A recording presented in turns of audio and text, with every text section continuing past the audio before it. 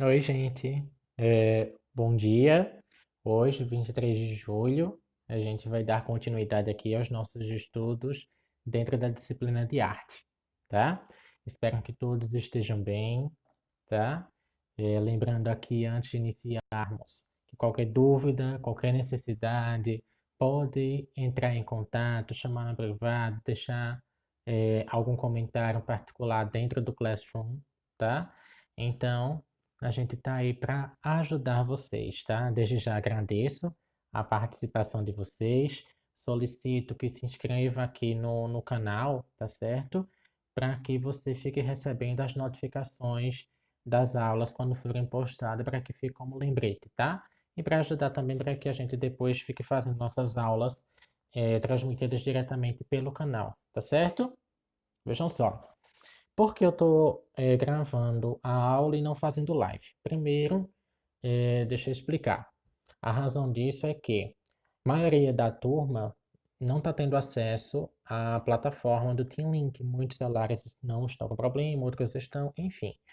Essa forma aqui é a forma melhor. Então, qualquer dúvida, qualquer coisa, pode entrar em contato, deixar mensagem, tá certo? Que a gente vai se orientando. Em alguns momentos, sim, a gente precisará fazer live, mas na maioria das vezes estaremos fazendo as gravações aqui das aulas, tá bem?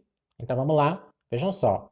Nessa unidade, a gente já viu um pouquinho, finalizamos a arte rupestre lá na primeira unidade, adentramos na arte grega, arte romana e agora a gente vai para a arte medieval, tá? Idade Média, certo? E a gente vai dividir esse estudo, como se trata de um período longo, a gente vai estar dividindo aí em fases, certo? Hoje a gente vai ficar com a primeira parte, tá? Da arte medieval, conhecida aí como arte cristã, tá? E vocês irão entender por que cristã. Vocês vão perceber que o cristianismo foi a razão pela qual se consolidou essa arte, a razão pela qual essa sociedade foi se modificando, foi evoluindo, tá? Tudo isso vai se basear dentro da religião cristã, tá? Digamos aí que o primeiro momento de infusão maior dessa religião dentro da cultura romana, né? Que a gente sabe era uma cultura politeísta, tá? E a cristã a gente sabe que é uma cultura monoteísta, né? A gente tem aí crenças muito distintas de vários deuses para um deus apenas, certo? Então, espero que aproveitem bastante a aula, certo? Anote tudo que você compreender desta aula. Eu vou estar mandando também um material complementar, certo? Digamos que um resumo desta aula em PDF para que você realize sua leitura. Assim como terei também um exercício lá com 4 perguntinhas básicas a respeito da aula de hoje, tá bem? Então vamos lá.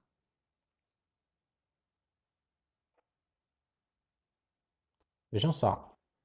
A gente vai ter eh, Idade Média, arte cristã, certo?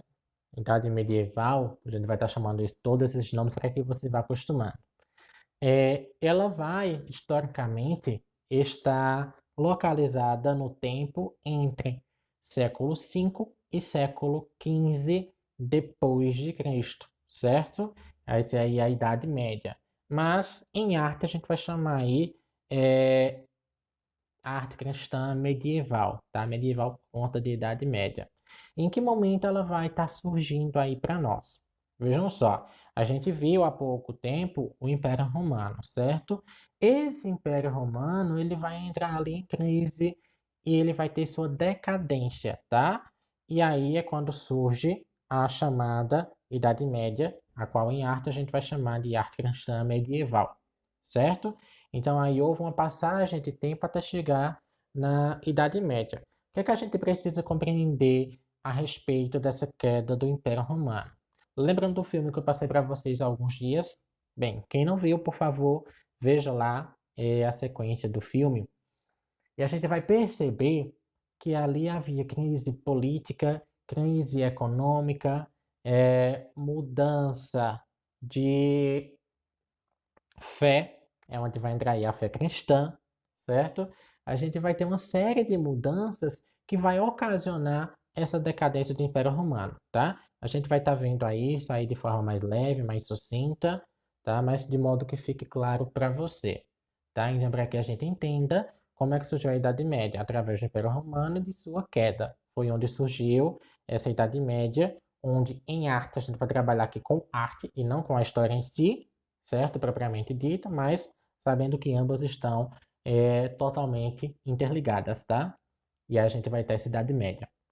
Passando aí, a gente vai ter o primeiro momento, tá? Dessa Idade Média, é o que a gente vai chamar de paleocristã, certo? O que vem ser esse paleocristã? A gente vai estar trabalhando aí a questão de paleo, ela vai ser novo cristianismo, tá? Vai ser a ideia aí do novo, tá ok? Então vejam só, a arte paleocristã, ela vai se dividir em algumas fases. Vê se entendem. A fase um, a gente vai denominá-la de fase catacumbária. Professor, que nome estranho, parece catacumba, mas é isso mesmo. Se vocês puderem ver aí nessa imagem maior, tá? A gente tem aí uma catacumba, tá? Professor, mas as catacumbas de hoje são diferentes. Ainda bem. Vejam só, mas é interessante esse modelo. Como vocês podem analisar aí, esse formato de catacumba, deixa eu tentar ampliar aí para vocês, percebam que ele tem aí pequenas gavetas, tá? Onde eram sepultados os mortos. Professor, é aparência ou ela é subterrânea? Não, ela realmente é subterrânea. Tenta lembrar aí que isso vem uma cultura, tá? E os túmulos eles foram também evoluindo assim como tudo em nossa sociedade. Então eles depositavam seus mortos aí nessas catacumbas, tá? A gente está falando aí dos mortos cristãos, certo? Eles depositavam seus mortos aí, fechavam com uma espécie de tampa, semelhante à que temos hoje. Eles tampavam a catacumba, ou seja, o corpo ficava ali isolado, mas relata-se que essas tampas eram feitas geralmente em madeira. Então a gente pode imaginar aí que não era um local agradável de se chegar devido ao mau cheiro, tá? Mas outros certamente deviam trabalhar com outros materiais. Mas esse registro de que as catacumbas também, em boa parte, eram tampadas apenas com uma espécie de madeira. Certamente eles selavam ali para evitar, mas a gente não descarta a possibilidade de ter um localzinho com um odor, não é isso? E por que essa fase catacumbária? Vejam só, gente. Quando a gente vem pensar nessa fase paleocristã, esse novo cristianismo, o que é que a gente vai imaginar? Hoje, a gente já nasce no meio dessa sociedade cristã, né? O mundo, em maioria, ele é um mundo cristão hoje. Mas, gente, na época que nós estamos falando aí, né? Século V, depois de Cristo, era tudo novo, era quando o cristianismo estava começando a ganhar forma, a ganhar simbologia, a ganhar fiéis.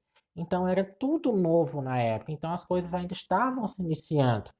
E lembrando que a gente está falando aí de Roma, a gente está falando, deixa eu situar vocês hoje. Lembram que Roma é onde fica ali o Vaticano, é onde fica ali o grande centro da Igreja Católica?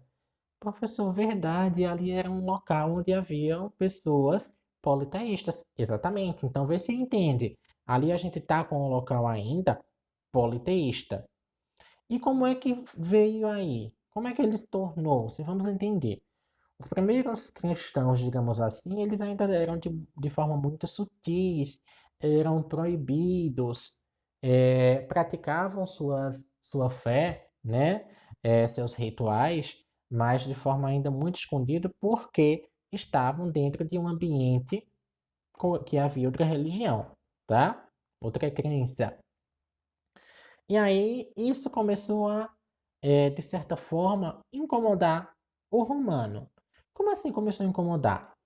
Lembram que os romanos, em suas esculturas, por exemplo, elas eram tidas como santos, né? Os imperadores da época, eles eram saudados, eles eram adorados pela população. Só que quem era politeísta fazia isso tranquilamente, fazia lá suas preces, acendiam lá seus incensos, mas isso não se podia fazer dentro do cristianismo. Então, algumas pessoas começaram a não querer saudar, a não querer adorar a esses imperadores, porque consideravam eles pessoas não santas, tá? E sua religião não permitia isso. O cristianismo não lhe permitia isso, né? O que se moldurava na época dizia que isso não era correto. Então, isso começou a alfinetar e iniciou aí uma perseguição, uma sensação de ódio ao cristianismo, tá? E aí eles tinham a necessidade de se encontrar em locais, digamos que escondidos. E um dos locais que se revela esses encontros, né? Essa doutrinação. Por que doutrinação? Porque religião aí tem sua doutrina, cada religião tem. Então, eles precisavam ter o seu local de oração, ter o seu local de doutrina, de pregação, de adoração, e um dos locais eram as catacumbas, tá? Eles se reuniam nesses locais, tá? Nessa catacumba aí, digamos que master, maior, eles tinham várias ocas, digamos assim, onde eles chamavam além de locas, tá? E ele se reuniu também nesses espaços, porque era um espaço escondido, tá? Era um espaço onde eles poderiam fazer as coisas de forma mais tranquila. Se vocês puderem ver nessa imagem aí ampliada, olhem só, a gente tem aí um espaço, tá? A gente percebe aí um altar, a gente percebe aí seus fiéis, as pessoas adentrando. Era um espaço ainda meio cavernoso, tá? Era subterrâneo, mas ele já era todo é, arquitetônico. A gente percebe aí que as estruturas, as bases, as portas, elas já têm um formato, a estrutura das catacumbas, a posição do altar, ele já mantém ali um local elevado, tá? Ou seja, a gente percebe aí uma relação muito forte com a cultura romana, né? Se eles já vinham ali, então eles não iam ter uma cultura tão diferente. Essa cultura cristã foi se moldando, foi surgindo aos poucos. Então nós vamos perceber muitos traços na arte cristã, muitos traços, tanto os gregos como romanos, tá? Traços greco-romanos, tanto em sua arquitetura como em sua pintura. Eram povos que estavam aí, eram povos daí de Roma, mas eram povos que estavam surgindo numa nova religião, num novo conceito de fé, digamos assim. E aí, gente, é, trago aí para vocês dois exemplos de catacumbas, tá? A catacumba de Santa Domitília e a catacumba de Priscila. Vejam que essas catacumbas elas estão extremamente ornamentadas, tá? Se vocês puderem perceber, elas estão traçando, ó, em cima a gente consegue ver no teto o desenho de Cristo, nas laterais a gente pode ver aí algumas imagens, tá? E podemos perceber que eles mantêm ainda a arquitetura de arco, né? Como vocês podem perceber aí na imagem, e é extremamente mosaica, então a gente percebe aí a arte mosaica nessa pintura. Vamos analisar aí a catacumba de Priscila. Você já percebe aí que ela é um pouco mais é, escassa no sentido de decoração, mas você consegue perceber aí é, uma certa representação ainda grega. Olha a posição do homem aí, olha a posição do homem aqui. As vestimentas, certo? Elas ainda são muito similares, tá? Com as vestimentas gregas. Elas não vão se diferenciar tanto assim, não. Então, por que que eles fazem essas catacumbas mais ornamentadas? Eram de pessoas mais importantes, eram de pessoas que às vezes a gente vai dizer que eram martirizadas, eram pessoas perseguidas, pessoas que sofriam muito, que tinham uma grande representação para esse povo novo cristão, digamos assim, tá? Esses cristãos, eles tinham a necessidade também, assim como os romanos, de homenagear essas pessoas, né? Os mártires, onde esses mártires ali tornavam-se santos devido ao seu sofrimento, devido a ser perseguidos e manter ali sua fé viva, a luta pela fé. Então, o mártir, que a gente tanto ouve falar, era esse sofrimento, e esse sofrimento, quando ele era reconhecido, eles eram homenageados. E aí a maioria, digamos que dos mártires, tornaram-se santos, tá? Foram os primeiros santos, foram essas pessoas. Não era apenas a devoção de fé, era também o sofrimento, era também a forma que foi perseguida, a forma que foi morta, tá? E aí, gente, nesse slide, a gente tem aí as primeiras simbologias do Cristo, tá? A primeira simbologia que vocês veem aí, essa aí, é de forma circular, representava aí o Sol, tá? Então, a gente lembra um pouquinho que o Egito trazia é, essa supremacia do Sol. Os gregos e os romanos também traziam a supremacia do Sol. E o cristianismo, dos primeiros símbolos, trazia ali o Sol, né, grande, imponente, intocável, trazia ali esse círculo como o Sol, né, o símbolo da vida, trazia ali como símbolo também de Cristo, tá? Um outro símbolo é o símbolo, a gente já tanto conhece, que é o símbolo da cruz. Mas perceba que a luz, o Sol ali, a circunferência, esse círculo aí, há um círculo no meio da cruz, tá? Esse círculo aí no meio da cruz, ele vai representar a crucificação do Cristo, a crucificação da vida, a crucificação do símbolo da vida, que era o Jesus Cristo, certo? Então a gente tem aí essa simbologia também. Um outro símbolo bastante conhecido, um dos mais importantes, era o símbolo do peixe, tá? Eles faziam essas simbologias tanto como adoração, como referência a esse ser, ao Cristo, mas eles também usavam essas simbologias para fazer os convites a pessoas para que elas tornassem cristãs, tá? O paganismo não se apagou de uma hora para outra. Essas pessoas foram convocadas, assim como há hoje as convocações, digamos que, instruções, os convites para que você faça parte, conheça uma nova doutrina.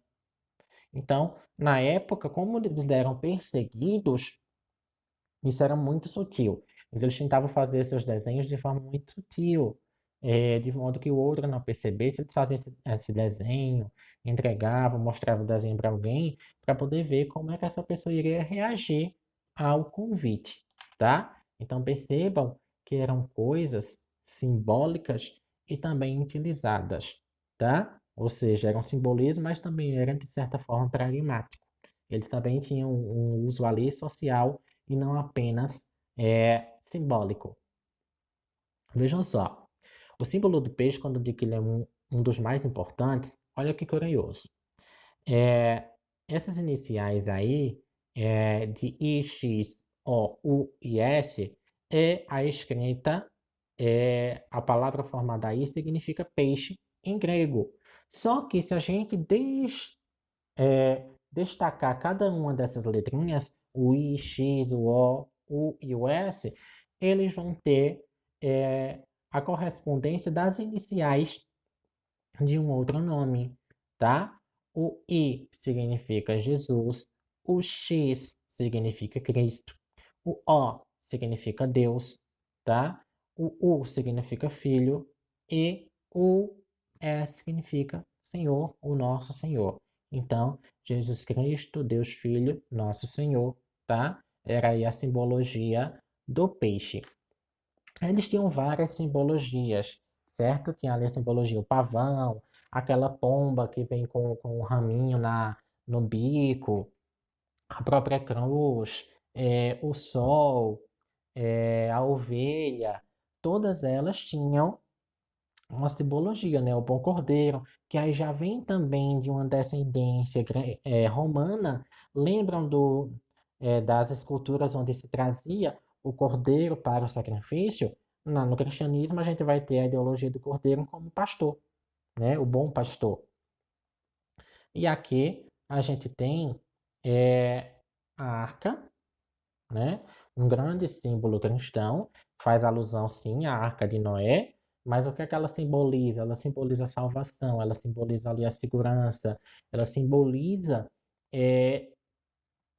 a estabilidade, ela simboliza a união com que Cristo fazia para atravessar, digamos que as marés da vida, tá? E nesse sentido, a arca também tornava-se um símbolo, um ambiente de proteção, uma união, tá? Percebam que na figura aí eles colocam situações de perigo no entorno da arca, certo? Então a arca era como se fosse um ambiente de proteção, um local seguro para passar por esses ambientes. Então estar com o Cristo era estar seguro dos mártires, era estar seguro das enfermidades, era estar seguro da alma, tá? Vamos aí passando. Vejam só. Então, entendendo toda essa simbologia, a gente vai falar aqui de duas pessoas, né? Foram dois imperadores romanos e eles foram responsáveis, digamos assim, em seu comando como imperador, eles foram responsáveis pela disseminação da ideia cristã, desse novo ideal de doutrina. A gente vai ter aí o imperador Constantino, certo? Que vai decretar, digamos assim, o Édito de Milão. E o que foi esse édito, professor? A imagem de Constantino, gente, é essa primeira, certo? Ele vai, com esse édito, dar liberdade religiosa.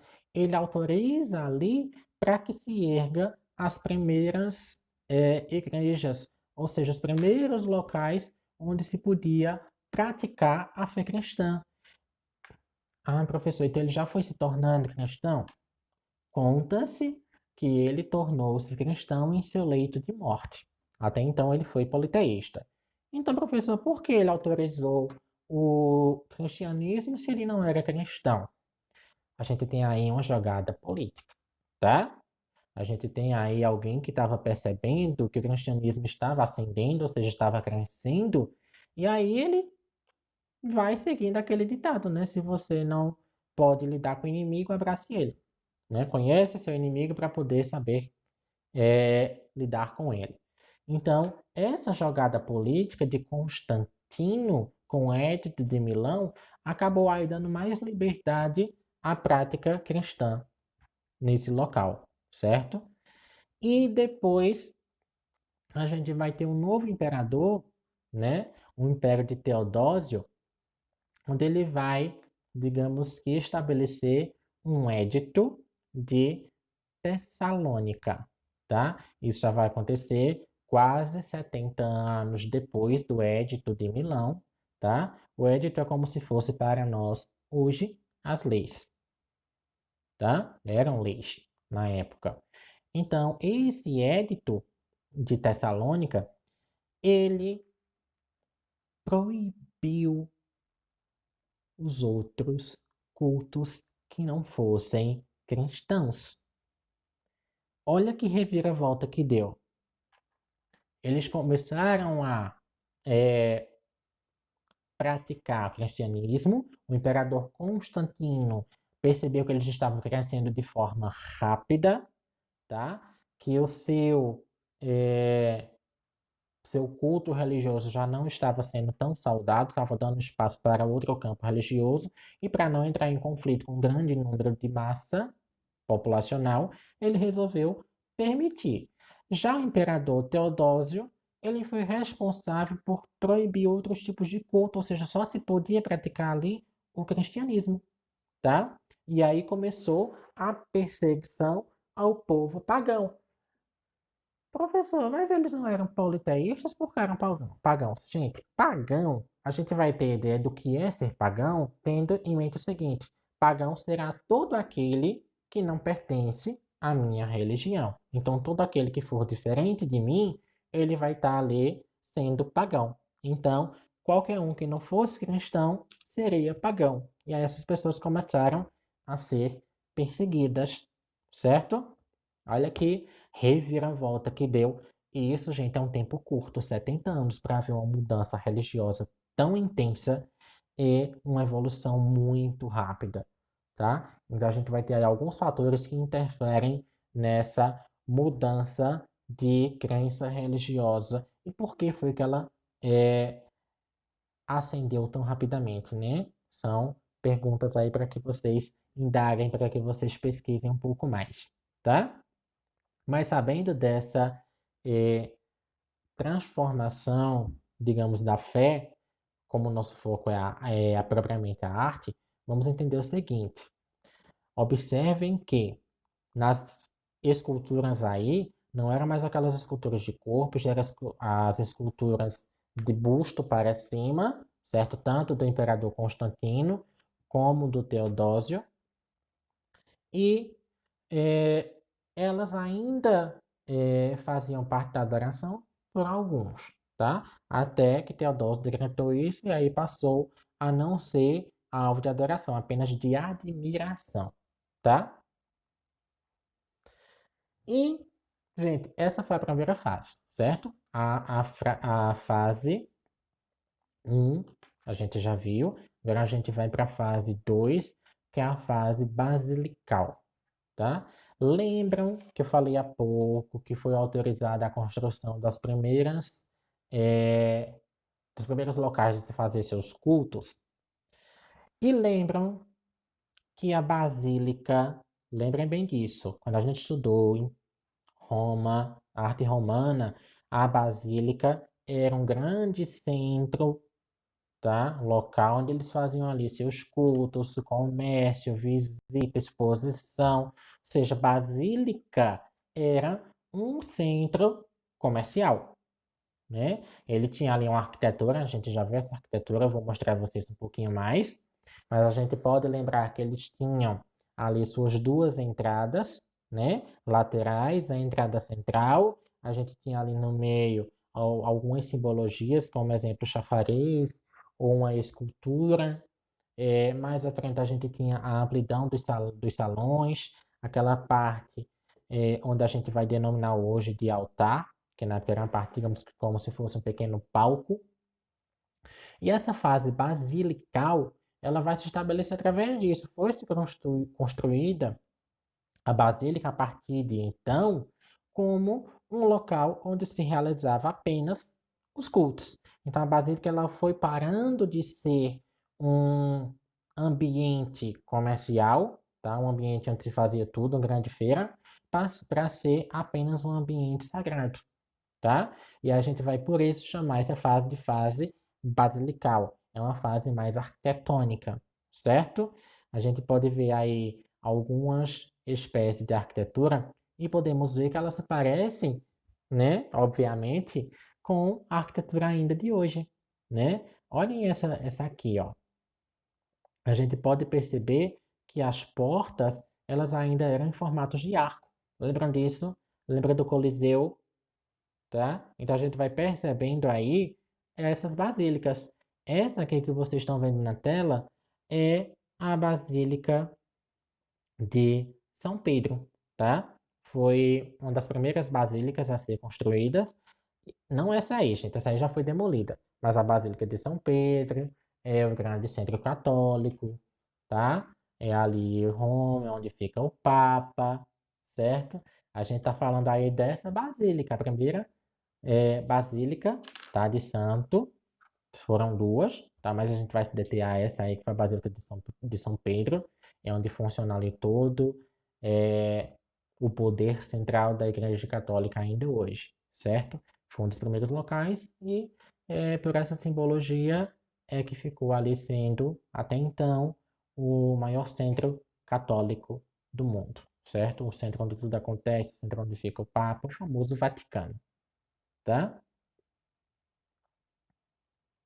Gente, esse aí é um modelo básico de como eram as basílicas. Lembram disso? Beleza, vamos lá, ó. Deixa eu tentar mostrar a vocês. Se vocês lembrarem, aqui era uma entrada, aqui outra entrada, que são as entradas laterais. A gente tem, por exemplo, na matriz daqui, esse modelo de basílica. A gente tem a entrada central, certo? Aqui geralmente era a entrada onde ficava estátua, chafariz, fonte. Lembrou daquele formato de teto arredondado?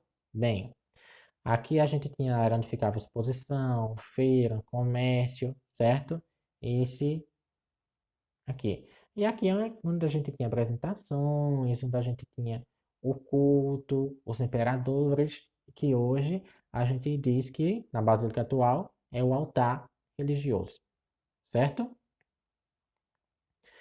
E vejam só, gente, nessas imagens aí, eu trouxe algumas imagens, eu vou tentar ampliar até onde der, para que a gente possa perceber o seguinte. Percebam que a gente tem aí, nessa primeira imagem, um pouco da arquitetura romana ainda. Olha as pilastras como eram feitas, tá? Olha as vestimentas. E a gente percebe aí uma relação de poder, de imperialismo, tá? Se a gente for vendo as imagens aí, por exemplo, aqui nas catacumbas, a gente percebe uma catacumba mais elaborada, tá? Nessa outra aqui, lembrem que eram dos mártires, as pessoas homenageadas, mas aqui, gente, nessa basílica, nessa azul, a gente vai perceber um grande tipo de mosaico, né? Os desenhos em formas de mosaico ainda. Aqui a gente tem a imagem do cordeiro, do bom cordeiro, da pessoa que fazia, era um símbolo de Cristo também, tá? Perceba aqui que a gente tem o símbolo de oração, o símbolo de devoção, certo? Feito aí pelas, digamos que, rezadeiras, tá? Pelos oradores da época, né? Então, gente, aí termina essa fase paleocristã, certo? Em consequência dela, a gente vai ter aí uma mudança através dessa queda do Império Romano, uma divisão ali entre imperadores, e a gente vai ter ali a arte bizantina, que será a arte estudada por nós na próxima aula. Então, gente, resumidamente, espero que tenham aproveitado bem a aula, espero ter sido claro o que foi esse início cristão, né, o chamado paleocristão, primeiros cristão, cristão primitivo, certo? Por que primitivo? Porque quando se estava se instaurando, essa crença foi inicial, foram os primeiros passos, digamos, que do cristianismo para que ele se espalhasse depois mundo afora, né? Sabendo hoje que estamos em maioria em um mundo cristão e ele não foi ganhando força à toa. Se vocês lembrarem bem, quando a gente pega Roma e Grécia, se lembram bem dessa aula, Grécia tinha uma questão mais de estética, já Roma tinha uma questão mais de poder. E aí o cristianismo se instaurou nesse ambiente que desejava poder, e aí já se viu, né? Começou a se disseminar, e aí, ao longo da história, nós temos aí a disseminação do cristianismo por todo o planeta, né? Então, gente, espero que tenham gostado. Lembrando que para a aula de hoje, vocês têm aí um material para que vocês possam consultar, se aprofundar mais nesse assunto, tá? E tem também uma atividade com 4 perguntinhas básicas, perguntas essas que devem ser feitas no caderno, tá certo? Então, gente, um grande abraço, fiquem com Deus e até a próxima semana.